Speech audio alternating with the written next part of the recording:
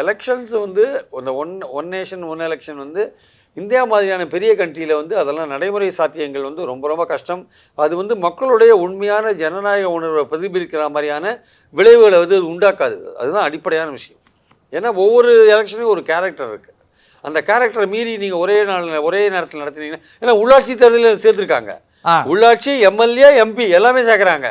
அது எல்லாத்துக்குமே வெவ்வேறு இது இருக்குது, முகம் இருக்குது. அதுக்கு ஆக்சுவலாக அதெல்லாம் நீங்கள் ஒன்றாக்க முடியாது. ஆக்சுவலாக அது வந்து நம்ம மக்களுடைய ஜனநாயக உணர்வை வந்து சீரழிக்கிற மாதிரியான, அதை திசை திருப்புவதான ஒரு விஷயமாக தான் அது அமையும். ஏன்னா பெரும்பாலும் உள்ளாட்சி தேர்தல்னு பார்க்குறப்போ வந்து பார்த்தீங்கன்னா கம்யூனிட்டி பேஸ்டு தான் அந்த இடத்துல மேஜர் ரோல் ப்ளே பண்ணுது.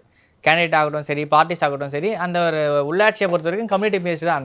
அந்த ரீஜனில், அந்த ஒரு ஏரியாவில், அந்த வார்டில் யார் இருக்காங்க, மெஜாரிட்டியாக இருக்காங்களோ அவங்க ஜெயிப்பாங்க. எம்எல்ஏக்கு அப்படி இருக்காது. எம்எல்ஏக்கு கட்சி பலம் ஒரு முக்கியமான, எம்பிக்கு கட்சி பலம் முக்கியமாக இருக்கும், கட்சி பலம் கேண்டிடேட் கட்சி பலம்லாம் முக்கியமாக இருக்கும்.